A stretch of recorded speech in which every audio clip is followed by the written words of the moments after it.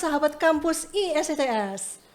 Selamat datang di acara Bu Jen. Apa itu? Bincang unik bersama Jenny. Di episode perdana kali ini, kami akan mendatangkan seseorang yang merupakan dosen IT di ISTS dan terlebih lagi adalah seseorang yang mengelola server kampus kami. Nah, jika sahabat kampus mengenal beberapa minggu lalu, itu ada sesuatu yang viral sekali.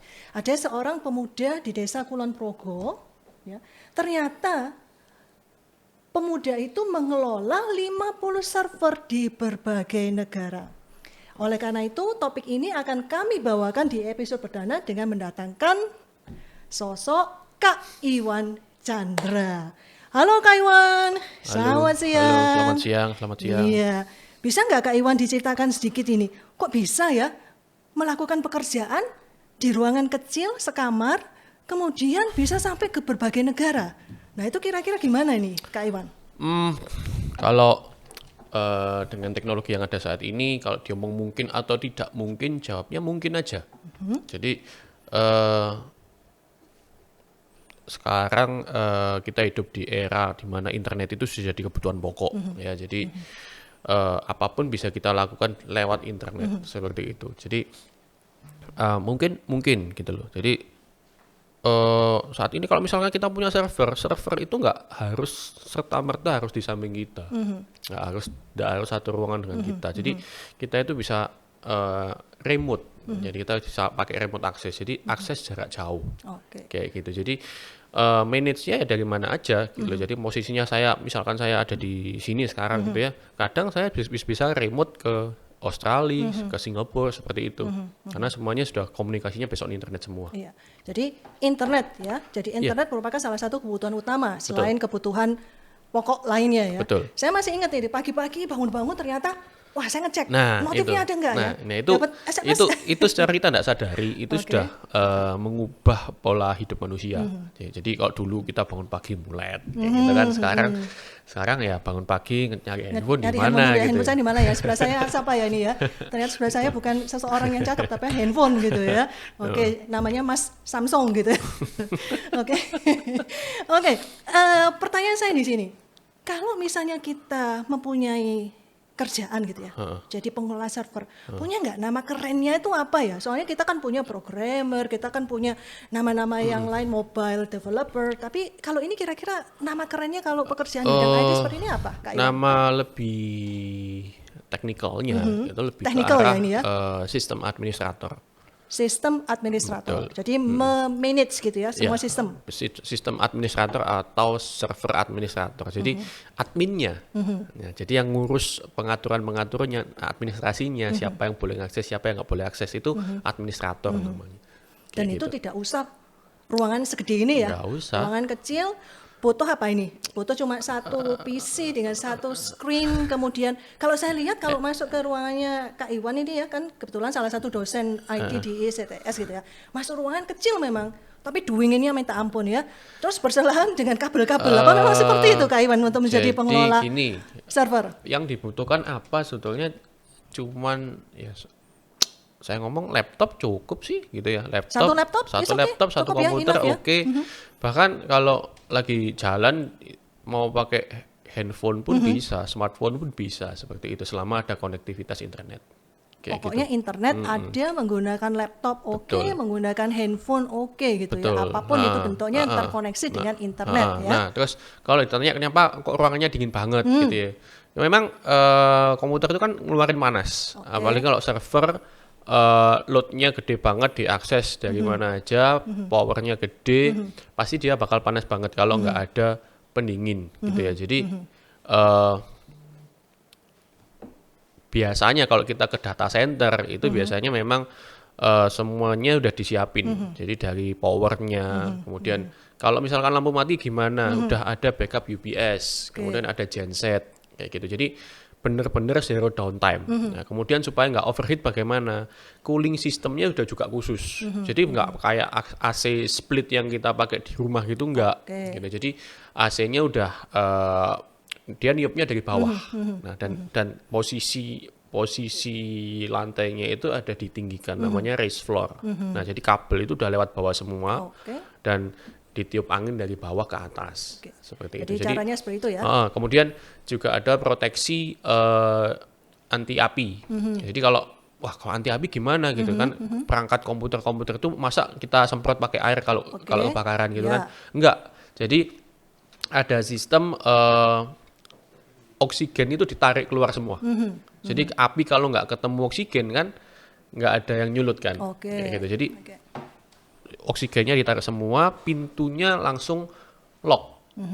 Nah, jadi jaga-jaga biasanya kalau ada orang yang di dalamnya, ya biasanya supaya nggak kekunci, pintunya diganjel sama sandal. Oke, sandal ya, sandal jepit ya. Iya, sandal jepit kayak gitu. Oke, menarik sekali. Ngomong-ngomong masalah data center ini, karena semua kan sistemnya sekarang menggunakan cloud ya. Tolong dikoreksi jika saya salah gitu. Nah, kalau misalnya kita punya data center, yang kita kan Indonesia, kita punya negara lain tetangga Malaysia, kita punya Singapura, ASEAN ataupun Asia ya. Kira-kira yang terdekat dengan kita untuk memanage data center tuh pusatnya di mana ya Kak Iwan? Kalau data center kita pun di Surabaya juga ada sebetulnya. Ya, Jadi Surabaya itu kita ada satu data center yang ngomongnya independen. Jadi nggak, biasanya ada data center yang dikuasai oleh satu ISP, service provider gitu. Tapi ada satu di Surabaya yang dia benar-benar independen kayak gitu. Yang berbasis di service provider juga banyak, nggak cuma satu gitu. Nah, cuman kalau di Indonesia itu biasanya dua. Kalau nggak di Surabaya, yang di Intiland itu, gedungnya Intiland itu di Jakarta. Surabaya, di Jakarta itu ya? ada namanya gedung cyber, kayak gitu.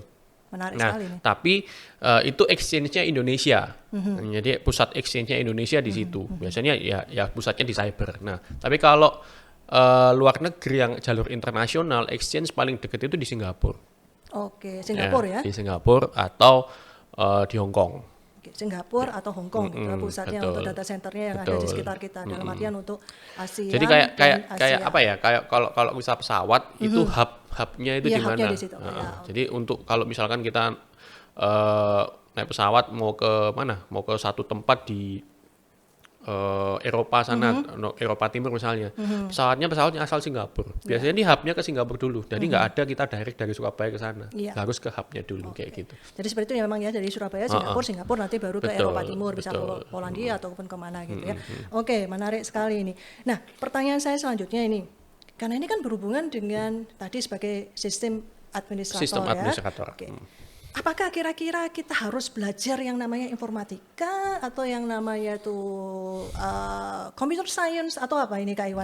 Untuk bisa paling enggak itu seperti Kak Iwan ataupun pemuda tadi. Kalau sistem administrator lebih condongnya mestinya ke sistem komputer. Ke sistem komputer. Ke sistem komputer. Cuman apa di kampus kita ada ini? Dulu ada sistem komputer itu ya. Cuman sekarang mungkin udah dilebur ya, udah dilebur ke lebih ke internet teknologi.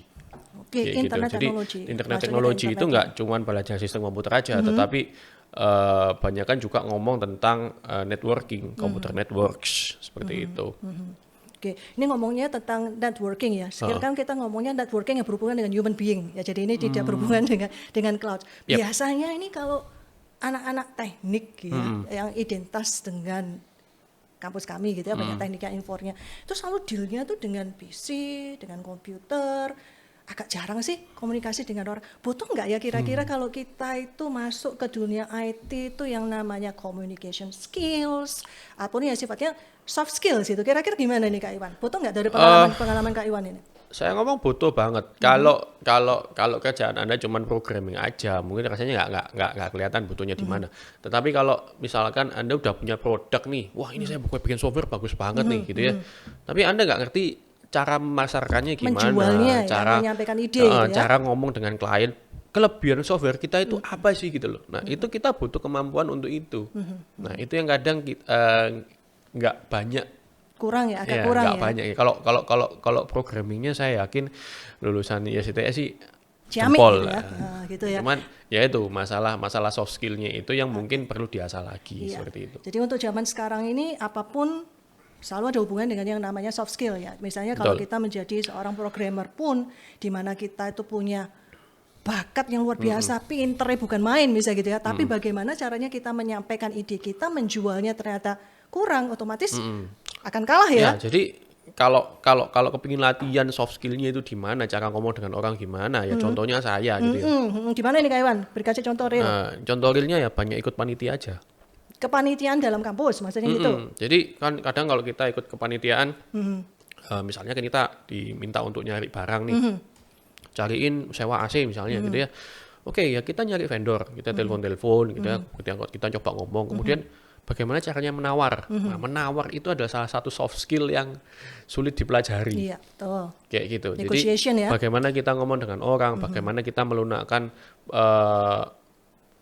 orang yang keras kepala itu gimana ngelunakannya, ya, maksudnya kayak gitu gitu. ya? Betul. Oke. Bagaimana ngerayunya seperti itu. Itu semua saya ngomong include dalam soft skill ini. Kayak gitu. Satu paket ya, itu yang harus bukan hanya sebagai bagus di programmingnya, tapi juga harus Dan soft skill. dan kadang kita ngomong seperti ini A B C D E, ternyata kalau di sudut pandang klien itu apa yang kita katakan itu belum tentu sesuai dengan Apa yang dia inginkan. iya, dan kadang ada menyinggungnya seperti itu. Nah, itu yang mesti kita juga aware di situ. Nah, biasanya ini banyak pertanyaan ini. Waduh, kalau kita sudah kuliah, kita kan invest di situ ya, invest dalam artian uang di situ ya, kita bayar dan lain sebagainya. Kan otomatis pikirannya bahwa ketika lulus, Balik modalnya iya, berapa balik tahun. modal. Terus habis itu kalau misalnya IT nih, biasanya tuh cuannya tuh gede. Nah ini gimana ini kalau berhubungan dengan salary misalnya ini, Kak Iwan, gimana Kak Iwan? Banyak yang bilang bahwa oh jadi programmer tuh enak loh, wah salary-nya gede sekali. Tergantung Ya. sih. Gimana ini Kak Iwan? Tergantung perusahaannya.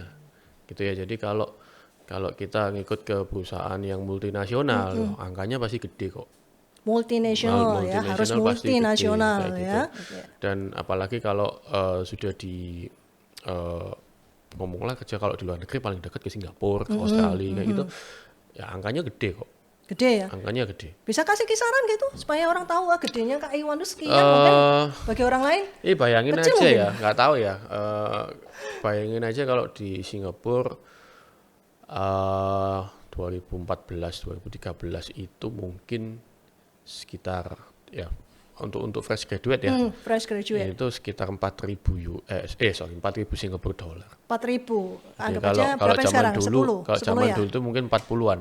40. Cuman kita Oke. juga mesti nimbang. Kalau di luar negeri itu kan biaya hidupnya juga beda. Betul, Kayak betul. gitu. Jadi Mahal sebetulnya juga ya. kalau kita perbandingkan rate antara pemasukan dan pengeluaran, sebetulnya apa perbandingannya itu sama. Nah, jadi kalau kerja di luar negeri duitnya bisa banyak, ya pintar-pintar ngirit sih, pintar-pintar nabung. Jadi kalau makan ya Agak irit ya. ngirit-ngirit aja gitu loh.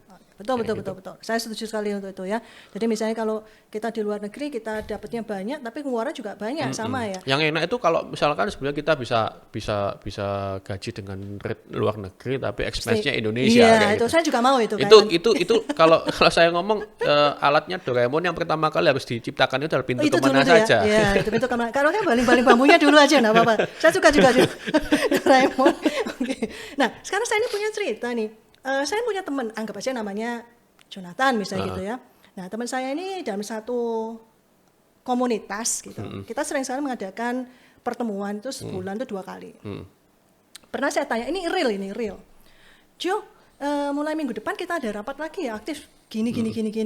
Waduh Jen, gak bisa ya saya. Saya ini 3 bulan akan mengurung diri di kamar saya untuk mengerjakan proyek. Setelah itu saya 1 bulan akan liburan pergi ke luar negeri. Atau itu dia pergi ke Australia memang. Duh, kok enak sekali Jo kerjaanmu Jo. Kerja apa itu?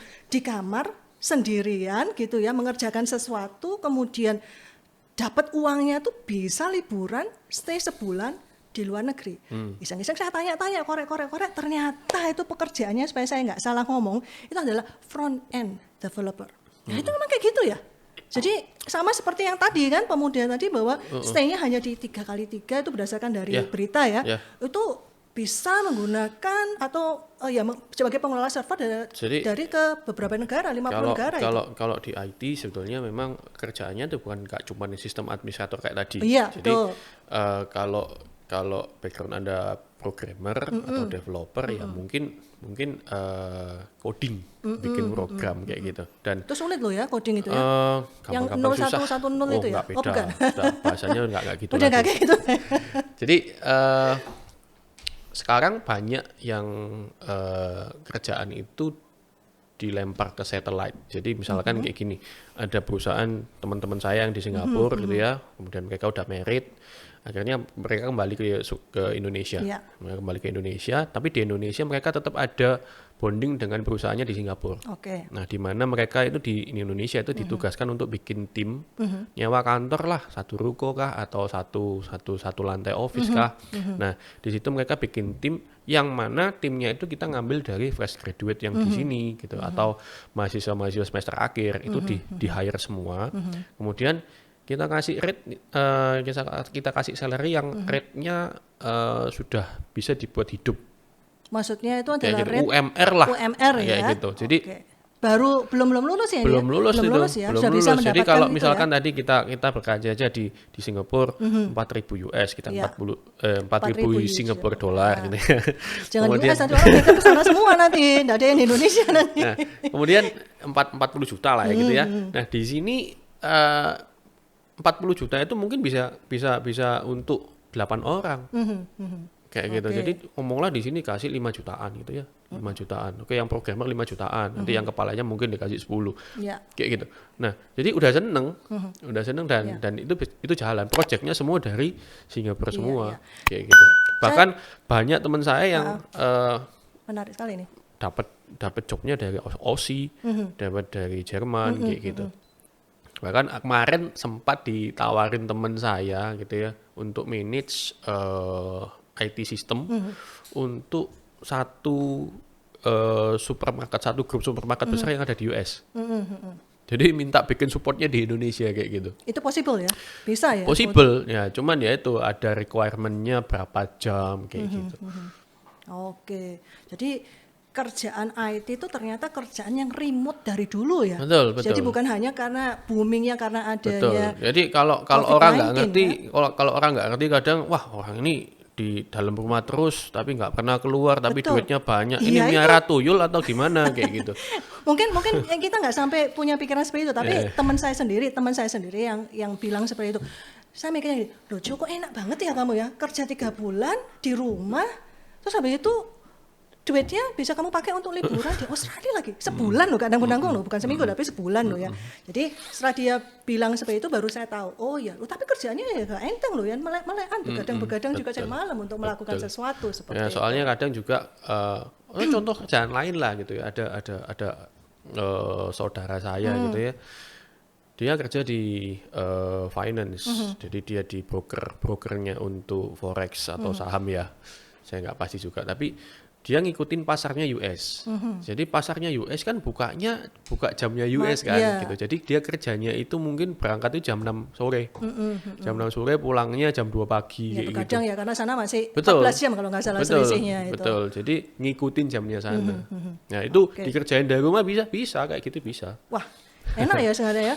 Jadi duitnya gede, kerjaan di rumah, flexi time gitu ya, flexi place. Nah, ya, itu tuh. pinter-pinter nyari bidang usaha aja sih. Nah, kira-kira untuk bisa punya pekerjaan sebagai front end developer atau juga yang back end ya, back end Ada front end, ada developer. back end. Ya. Bedanya kalau front end itu kayak kalau hotel itu resepsionisnya gitu ya. Kalau back end itu kantor yang di belakang yang ngurusi administrasi. Dan di seperti kampus kita juga ada ya gitu ya. Jadi Ada. diajarkan juga ya. Jadi bisa Ada. juga seperti itu. Ada. Oke. Wah, bagus sekali ya. Oke. Kalau misalnya ini Kak Iwan, ada yang tanya ini, waduh, kalau misalnya mau masuk STS tuh mesti mikir-mikir dulu ya.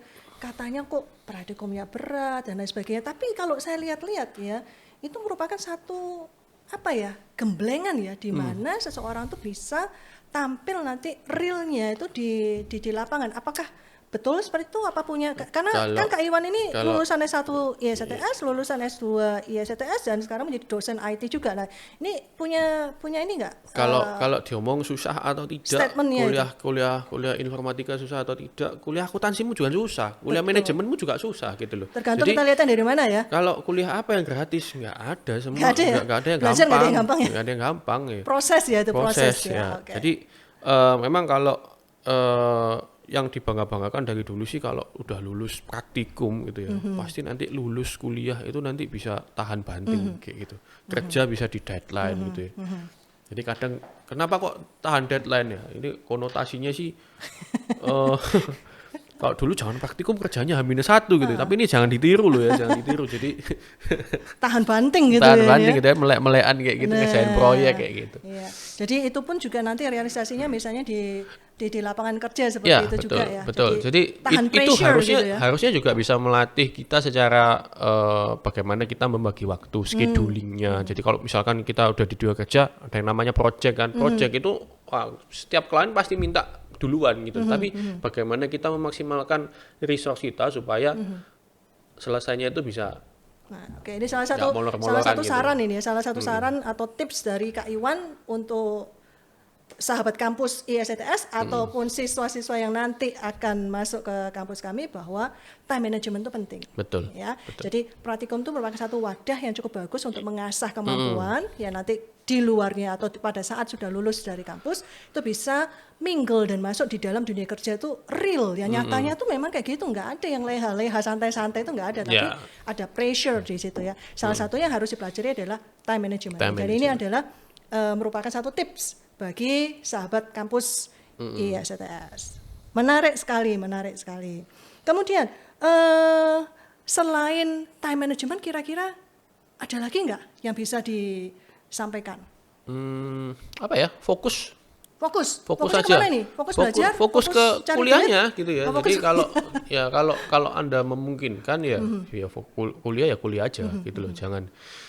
Jangan ya main game, kalau ya main game porsinya dibatasin aja gitu loh. Jadi kalau Anda kuliah sambil main game, kecuali Anda kerjanya di e-sport gitu ya, mending gak usah kuliah gitu, jadi e-sport gamer aja. Tapi kalau mau lulus kuliahnya cepat ya fokus aja. Fokus ya, Kayak jadi gitu. time management, kemudian fokus itu ya merupakan tips dari kawan. Tapi tadi Kak Iwan juga bilang bahwa selama menjadi mahasiswa yang sudah semester tinggi misalnya dari semester 6, semester 7 gitu ya, otomatis kan sudah melampaui beberapa SKS dan sudah mengikuti perkuliahan. Nah itu bisa dapat side job misalnya gitu. Nah gimana caranya fokusnya ini punya tips?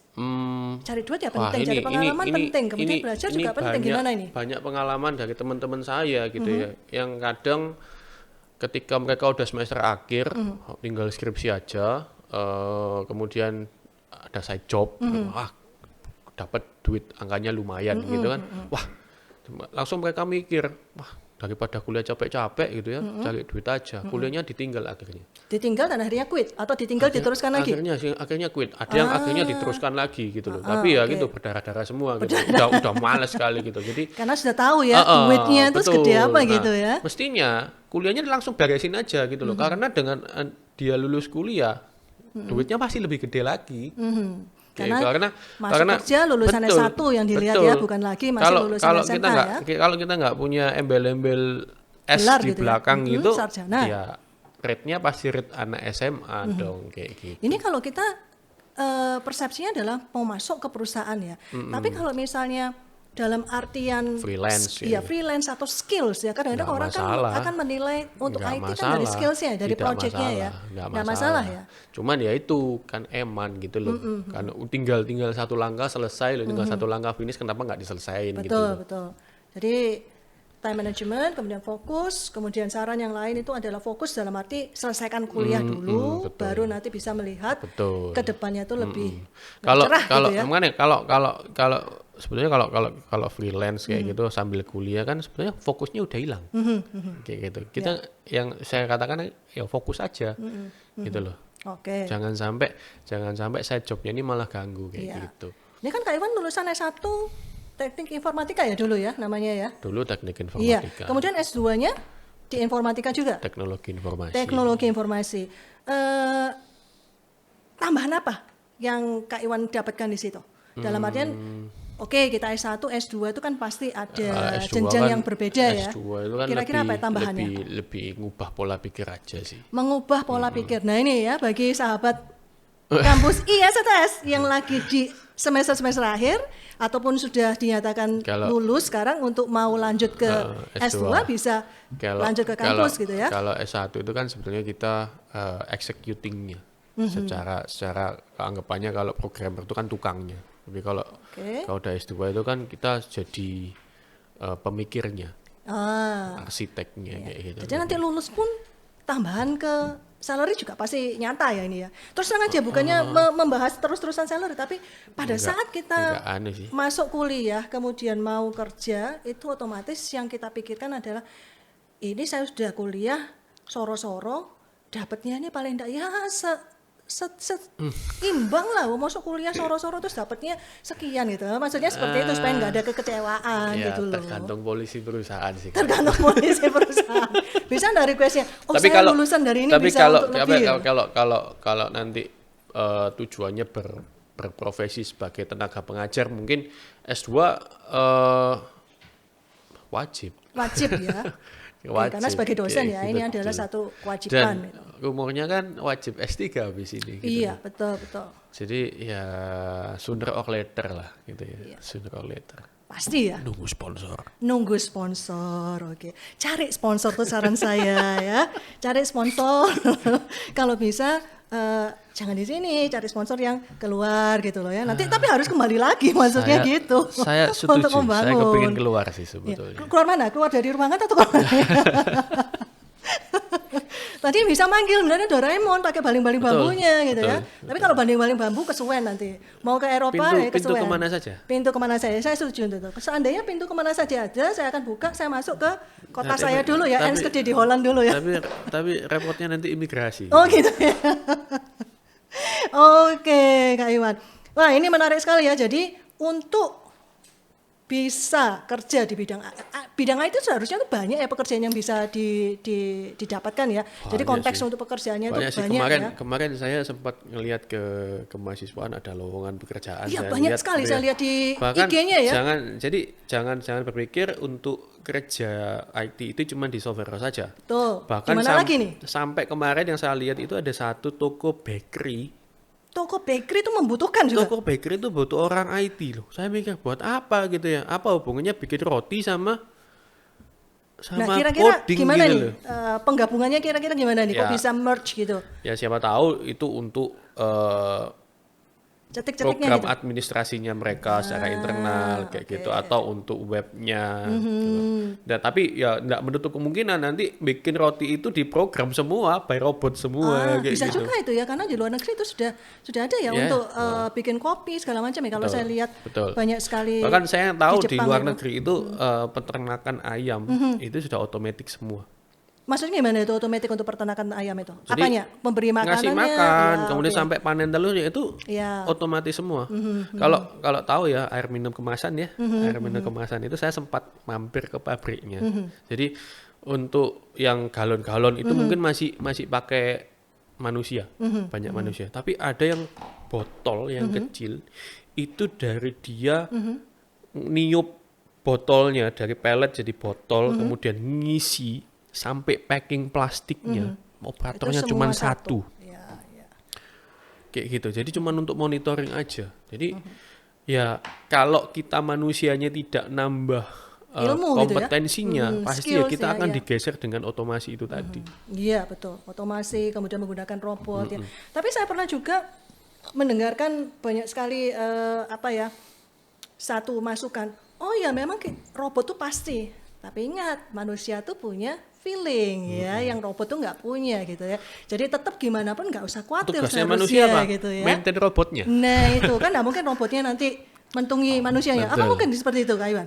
Nggak mungkin ya. Robotnya terus mentungi orang yang membuat itu nggak mungkin ya. Maybe. Mungkin itu? Maybe. Waduh. Mungkin. Gawat itu mesti salah itu nanti masukkan kode-kodenya itu salah. Jadi, itu pastinya. Ada ya kalau kita bikin artificial intelligence ya. Kalau kita memang izinkan dia untuk berevolusi, bermutasi, dia bisa bermutasi mempelajari bagaimana banyak sih filmnya yang bisa menceritakan Drakor tuh, itu saya gitu. nontonnya drakor. Drama Nggak, Korea. untuk filmnya dulu kalau pernah nonton filmnya Johnny Depp, saya lupa judulnya apa. Yang apa itu Johnny Depp? Wah, itu Eh, viral dia juga tuh dia Johnny dia Depp. dia sakit ya, otaknya itu dipindahin ke server. Apa ya itu Kayak ya? gitu. Wah, Saya lupa judulnya. ya mungkin Itu nanti bisa menarik sekali. bisa diberitahu judulnya apa, jadi kita bisa refresh kembali untuk melihat. Tapi kepenarikannya adalah otak dari manusia kemudian dijadikan, Di digitalisasi kemudian otak ini yang bekerja secara digital gitu. dengan kemampuan yang dimiliki oleh server kayak gitu kan, kemampuan komputasinya kan tinggi. Nah, jadi dia bisa memikirkan hal-hal yang sebetulnya ketika dia jadi manusia itu terbatas. Oke. Kayak gitu. Oke, cukup menarik ya. Jadi ini bisa nyebarnya kemana-mana ya seharusnya untuk sistem IT ya, dengan adanya sistem yang baru dengan pembuatan robot otomatis IT digabungkan juga dengan elektro ya, dengan menggunakan betul. IoT dan lain Betul, sebagainya. Jadi betul. ini merupakan merge juga ya. Jadi misalnya kalau di kampus kita punya program teknik informatika atau computer science, kemudian bisa digabungkan dengan teknik elektro gitu teknik ya, elektro, untuk teknik industri juga gitu. bisa ya. Jadi kita masukkan merge ya. Industri mungkin bisa masuknya ke ini ya, Dispro ya, desain produk ya. Bisa kan itu? Gak bisa masuknya ke desain produk, mendesainkan sesuatu kemudian tidak bisa juga. Saya Atau belum melihat korelasinya. Masih belum ya, tapi yang pasti IT, industri dengan Sometimes elektro, ya. mungkin bisa. Sesuatu saat nanti mungkin bisa. Iya, jadi nunggu waktunya aja ya, karena ini sudah multidisiplinary ya, yang wajib kita gabung-gabungkan semua, karena satu ilmu nggak bisa berdiri sendiri sekarang, jadi Betul. harus bergabung Betul, dengan ilmu-ilmu betul. lainnya untuk menciptakan Collab. sesuatu hal. Iya, Harus collaboration ya, collab ya. Collab bukan collapse ya, collab ya, bukan collapse. Oke. Terima kasih Kak Iwan atas waktunya dan sharingnya yang cukup menarik. Sahabat kampus ISTS, kita sudah mendengar dari Kak Iwan yang merupakan dosen IT di kampus kami dan juga salah satu pengelola server di kampus kami. Nah, jika kalian adalah mahasiswa-mahasiswa kampus kami, pastinya sudah mengenal ruangannya di mana. Kalau belum, nah nanti ya pada saat kita masuk semester depan yang di mana onsite, silahkan untuk mampir ke ruangan Pak Iwan jika ingin bertanya-tanya lebih lanjut tentang IT ataupun yang berhubungan dengan server. Ngomong-ngomong Pak Iwan, sebelum kita mengakhiri acara ini, Pak Iwan ini ngajarnya apa ya? Mata kuliah apa yang diajarkan ya Pak Iwan? Saya lebih ke mata kuliah yang berbau-bau networking. Berbau-bau Betul. networking ya. Jadi networking Jaringan hubungan. komputer, internet networking. Ternyata komputer itu juga network perlu security. network ya Pak ya. Jadi bukan hanya human being, saya punya networking di mana-mana gitu ya. Ya, network itu kayak apa ya? Jaringannya gitu ya. Anda boleh Toolsnya ya. Anda boleh punya PC, Anda boleh punya laptop, Anda boleh punya smartphone, tablet, anything. Tapi kalau nggak ada internet, ya useless. Mati ya. Useless. Percuma ya. Sudah nggak zaman sekarang main game Iya. offline gitu kan. Betul, Nah, betul. Facebook nggak ada internet juga nggak bisa Nggak pakai untuk bisa, apa-apa betul. kan. Google. Bahkan kalau nggak ada saya internet. kalau saya ke kantor gitu yang lihat internetnya ting-tung, saya pasti kontaknya ke Pak Iwan. Kak Iwan ini gimana ini Kak Iwan yang internet ya. Oke, jadi salah satu tips dari Kak Iwan bagi mahasiswa-mahasiswa kampus kami adalah jika ingin sukses, pertama time management ya pastinya. Kemudian fokus. Kalau bisa, fokuslah menyelesaikan sekolah dulu, kuliah dulu, baru nanti memikirkan kerjaan. Bukan berarti bahwa kalian nggak bisa untuk mendapatkan side job loh ya. Side job boleh, tapi juga harus dipertimbangkan waktunya, supaya kalian juga mempunyai waktu untuk belajar gitu ya. Karena apa? Karena seperti Kak Iwan tadi katakan. Pesan lagi gitu ya. Iya, pesan lagi Kak. Belajar Silakan. itu nggak cuman waktu di kampus saja. Oh, bagus ini. Jadi, Di mana aja nih ya? Di mana aja Kak ketika Iwan? kita jalan ketemu orang, kita bertukar pikiran itu juga belajar. Betul, Kita betul. Sharing ya namanya ya. Kita di pekerjaan gitu ya. Lebih banyak belajar di situ sebetulnya. Banyak pengalaman baru dari experience yang kita dapat di dunia kerja. Nah, ini salah satu lagi. Jadi kalau misalnya mau mendapatkan pengalaman-pengalaman banyak, menambah ilmu, bukan hanya cuma diem-dieman di depan laptop atau PC aja ya. Jadi harus banyak berhubungan dengan Betul. mahasiswa-mahasiswa lainnya, maksudnya orang humannya gitu harus ya. banyak yang lainnya. bersosialisasi. Bersosialisasi, itu kata-kata yang tepat lagi, bersosialisasi. Tapi mungkin saat ini banyak sekali tempat-tempat atau di kafe-kafe gitu ya. Jadi banyak ngumpul gitu anak-anak yang kerja proyek bareng-bareng sambil menikmati kopi dan lain sebagainya itu. Di beberapa tahun belakangan kan marak yang namanya coworking space. Iya, itu Ya, banyak sekali. jadi Tapi sekarang agak sedikit menurun ya coworking. sebenarnya kalau place ya? diomong sih coworking space itu kayak kalau dulu ngomongnya mungkin warnet. Iya, iya. Mungkin warnet tapi dikhususkan untuk orang-orang yang mau fokus kerja gitu loh. Jadi biasanya di Bali itu banyak gitu ya coworking space. Jadi mereka bule-bule yang dari luar negeri, mereka Di Canggu kerjanya biasanya, ya kalau Canggu. setahu saya ya. Saya ada klien di Canggu soalnya. Iya, iya itu banyak sekali karena saya waktu mampir ke sana memang cukup kaget. Wah ternyata coworking space semuanya Ya. foreigners gitu ya. Jadi orang lokalnya bisa dibilang cuma beberapa, tapi mereka benar-benar bekerja. Jadi mereka duduk menggunakan laptop, Ya mereka cuman bekerja, mungkin zaman itu nggak ada Zoom, mungkin Skype. Iya, iya Ya, betul gitu. betul. Karena itu masih zaman sebelumnya COVID-19 ya, Iya. jadi masih offline semuanya sebenarnya normal. Betul betul betul. Oke, sekali lagi terima kasih saya sampaikan kepada Kak Iwan untuk datang di acara Bu Jen Bincang Unik bersama Jenny. Untuk episode berikutnya kami akan mendatangkan atau kami akan berbincang-bincang sesuatu yang sifatnya itu cukup menarik dan unik. Tentunya untuk mahasiswa ISTS ataupun para pendengar yang lainnya, saya minta untuk stay tuned and stay healthy. I'll see you next time. Bye-bye.